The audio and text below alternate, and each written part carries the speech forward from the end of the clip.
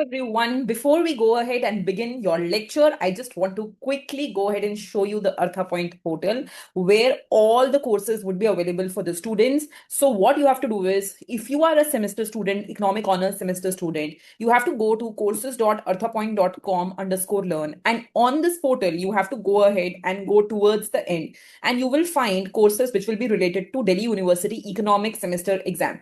The good news for all of you is that if you are a student who is basically doing semester one, then this entire course is going to be free of cost for all of you. So you can go ahead and notice that SEM 1 course, semester 1 introductory mathematical methods for economics, semester 1 introductory microeconomics, and semester 1 introductory statistics for economics. All three courses are free of cost for all of you. So you just have to go ahead and click on that subject. And after clicking on the subject, you will go ahead and you will see the entire course.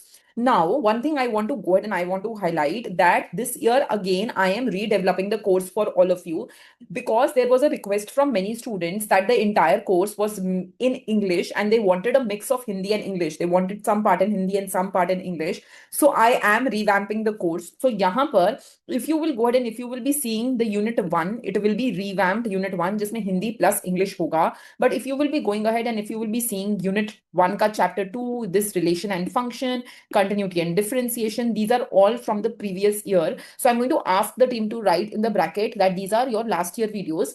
If you have an upcoming midterm exam, you can definitely use these videos because ये same syllabus को cover करती हैं, just that they are made only and only in English. But if you want to go ahead and do it with me, then every day I am coming live on YouTube for Sem 1 students and we are doing the course again together जिसमें हम बहुत सारे numericals भी solve करने वाले हैं, बहुत सारी assignments देने वाले हैं, and I'm going to give you a lot of notes also, and we are going to make a very good course out of it.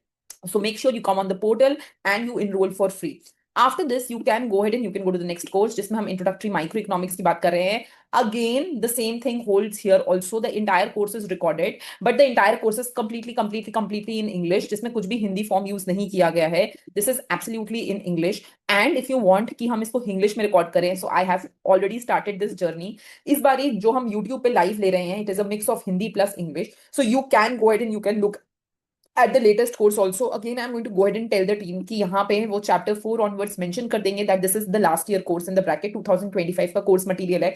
The material is absolutely fine, कोई problem नहीं है. There has been no change in the syllabus. But since students wanted me to do it more interactive, जिसमें हम थोड़ा सा हिंदी भी include करें, they wanted more assignments, more quizzes and everything. So I am going ahead and working on that. Slowly you will go ahead and see कि यहाँ पे introductory MME में, introductory microeconomics में या introductory statistics में, you will also go ahead and notice कि इसमें कुछ assignments आ जाएंगी, कुछ tests आ जाएंगे, mock tests आ जाएंगे.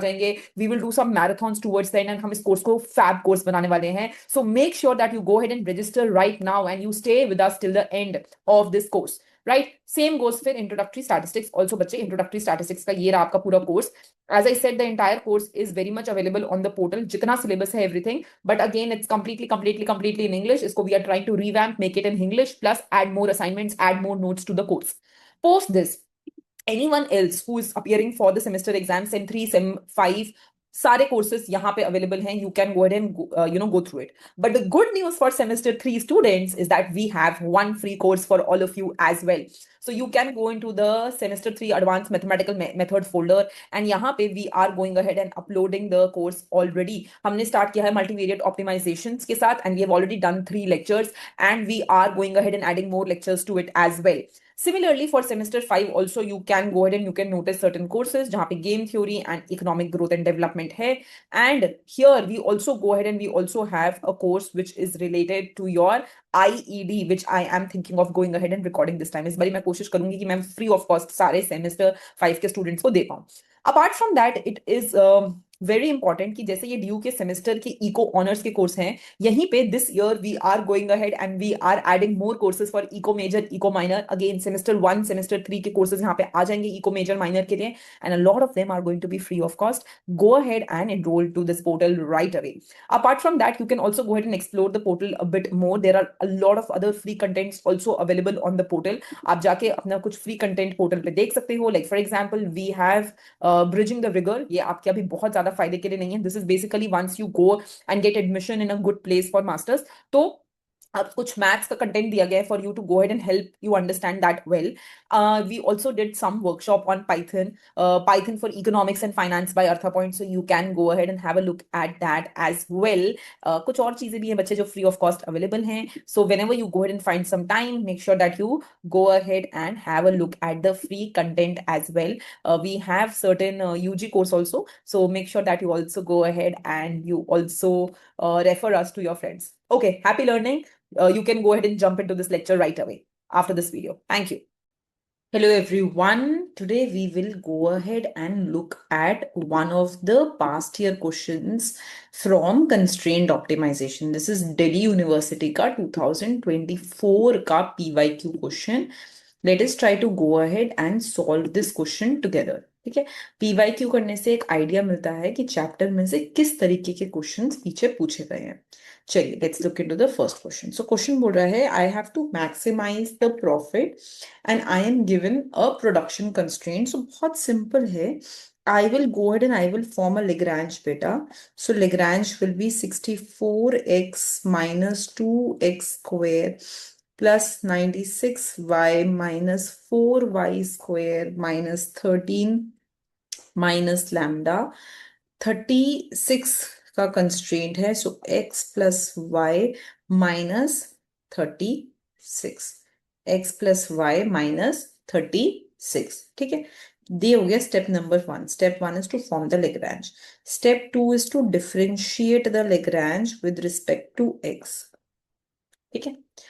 So with respect to x differentiate करो. You will get 64 minus 4x minus lambda into 1 is equal to 0. ठीक है. So you will get 64 minus 4x is equal to lambda and ये हमारी equation number 1 हो जाएगी. Then you will differentiate this function with respect to y. कर दो differentiate with respect to y. So Lagrange with respect to y. So with respect to y क्या आएगा बेटा? 96y का differentiation 96 minus 4. y square का differentiation to y minus lambda. y का differentiation 1 is equal to 0. 96 minus 8y minus lambda is equal to 0. 96 minus 8y is equal to lambda और ये हो गई आपकी equation number 2.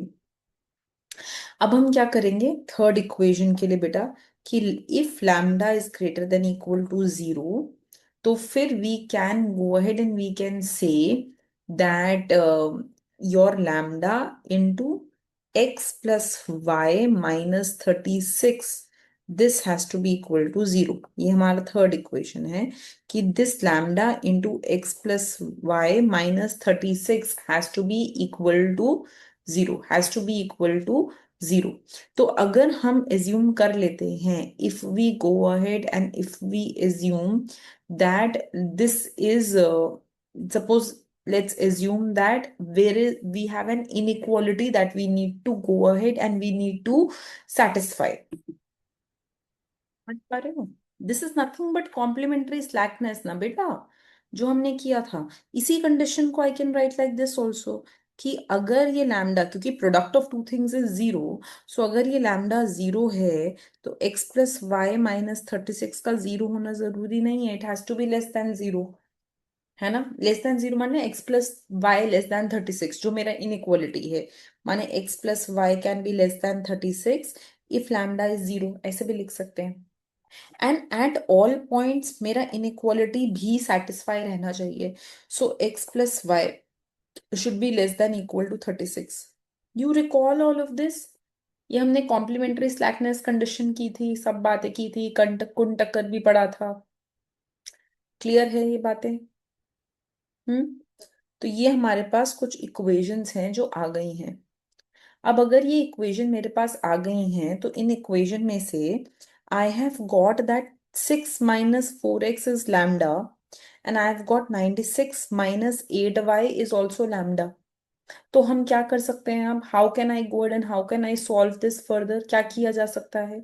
You can go ahead and you can या तो divide कर दो 1/2 को या फिर यू नो कि ये वाली वैल्यू भी लैम्डा की इक्वल है ये वाली वैल्यू भी लैम्डा की इक्वल है, so these two will become equal to each other, ये दोनों एक दूसरे के बराबर हो जाएंगे, है ना। So if these two will become equal to each other, तो मुझे मिलेगा 64 - 4x is equal to 96 - 8y।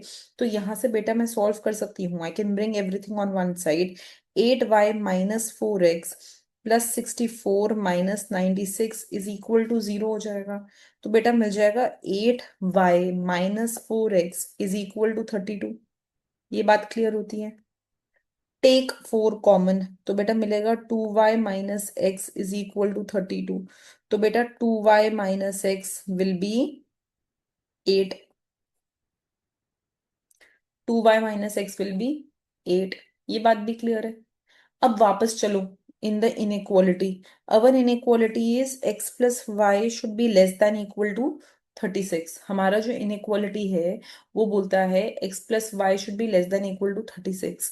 If lambda is 0 तो x plus y will be strictly less than 36। ये कंडीशन हमने यहाँ पे ऊपर लिखा हुआ है, we have gone ahead and written that.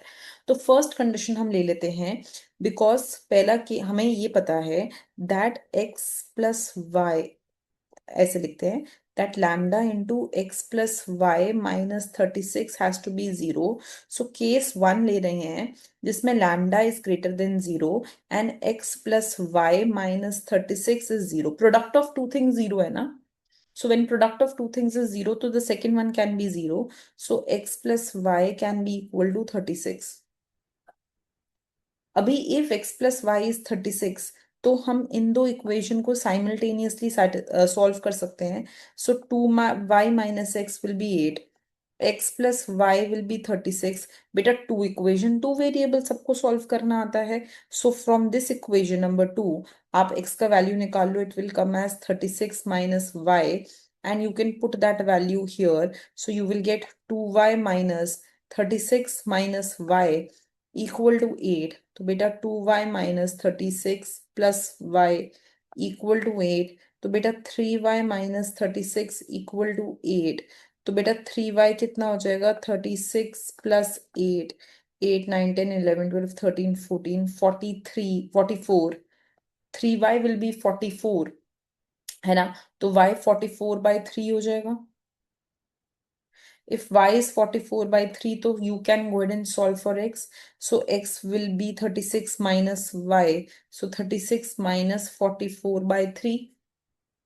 36 minus 44/3. So this is going to be 36, 6, 12, 18, 108 minus 44/3. तो बेटा ये हो जाएगा आपका 64/3। Find the value of lambda. Lambda क्या था यहाँ पे? Lambda will be 64 minus 4x. Lambda का वैल्यू 64 minus 4x है। So lambda will be 64 minus 4x. बेटा this means it will be 64 minus 4। x का वैल्यू हो रहा है 64/3। 64 into 3 minus 64 into 4/3 मतलब negative. when you will solve for lambda, तो lambda का वैल्यू नेगेटिव आ जाएगा। सॉल्व करके देख लेना, which is not possible because we have to get lambda as greater than equal to 0. This condition has to be satisfied कि lambda has to be greater than equal to 0, तो ये तो possible नहीं है, right? So in this scenario there will be no solution. इस scenario में कोई भी सॉल्यूशन नहीं आएगा। Making sense? अगर इस सिनेरियो में कोई भी सॉल्यूशन नहीं आएगा, so we will begin with case number 2 बेटा। केस नंबर 2 के साथ हम स्टार्ट करेंगे। सो केस नंबर 2 में अब हम x प्लस वाई को लेस देन 36 रखेंगे। We will take x plus y as less than 36 because constraint में x plus y is less than equal to 36 है। So lambda into x plus y minus 36 is 0। But ये जो है ये 36 के equal नहीं है, इट इज लेस देन 36, तो ये नॉन जीरो है बेटा। तो दैट मीन्स लैम्डा जो है वो जीरो होगा इन दिस केस। अभी इफ लैम्डा इज जीरो, अगर लैम्डा जीरो है, so what I will go and do बेटा, इस इक्वेशन में I will plug lambda zero, इस इक्वेशन में भी I can plug lambda zero. So if I will plug lambda 0 in the two equation, तो हमें पता है 64 minus 4x is lambda. 64 minus 4x is 0. 64 is 4x. तो x का value will be 64 by 4. मतलब x का वैल्यू कितना आ जाएगा? What will be the value of x you will be getting here? 16. Similarly, we have got that 96 minus 8y is lambda. 96 minus 8y is lambda. 96 minus 8 into y is 0. 96 is equal to 8 into y. So y will be 96 divided by 8. So 8 ones are and twos are. So y will be 12 बच्चे. y will be 12. So x की value जो है वो 16 आ गई है, y की value 12 आ गई है, but we have to see if the inequality is satisfied or not. हमें ये भी देखना है inequality satisfy हो रही है नहीं. So inequality was saying that x plus y has to be less than 36. X is 16 beta, y is 12. So this is 28 which is less than 36. Inequality is satisfied. Inequality is satisfied. बात समझ में आ रही है? So what will be your optimal value of x? क्या आया optimal value x का? 16. Optimal value of y क्या आ गया बेटा? 12. Optimal value of lambda क्या आ गया बेटा? 0. Optimal value of lambda क्या आ गया? 0. Making sense? अब हमें maximum profits निकालने होंगे. Pi star maximum profit. So profit function given to us is 64x minus 2x square plus 96y minus 4y square minus 2x square plus 96y minus 4y square minus 13. Put the values. So instead of x, I will put the value of 16. 16 square. Instead of y, I will put the value of 12. 12 square minus 13. And solve this. Take a calculator. Quickly solve करो इसे. So 64 into 16 कितना आ रहा है? 1024. 16 into 16 into 2. 16 into 2, 32 into 16 करो 512. 96 into 12 करो 1152. Minus 4 into 12 into 12 is 144. 576. Minus 13. Quickly solve this. Calculator से quickly इसको solve करना है एक बारी. What answer are you getting? Do it. Do it very quickly. Tell me क्या आंसर आ रहा है इस केस में आपका? 1075 will be the answer to this question. ठीक है. So this is going to be your maximum profit that you will be earning. ये आपका maximum profit आ गया. ये बात clear होती है? कोई डाउट इसमें? तो इसमें अगर आप देखो तो इसमें in this case it was not that simple. इस केस में हमें दो केसेस बनाने पड़े क्योंकि इक्वालिटी कंस्ट्रेंट था, इक्वालिटी कंस्ट्रेंट नहीं था. In case of inequality constraint we can not go ahead and solve directly. Inequality constraint में हम लोगों को केसेस बनाने पड़ते हैं और हर केस के लिए हमें देखना पड़ता है कि क्या हमारी कंडीशन सेटिस्फाई हो रही है या नहीं हो रही है, right? And whenever the question says maximize profit, so you have to also find the maximum value of profit. Maximize profit का मतलब ये बिल्कुल नहीं है that you will stop at a point where you will find x and y. Maximize profit का मतलब ये है that you have to also find the maximum value of the profit. Clear है ये बात बेटा? चलिए, okay बेटा, thank you.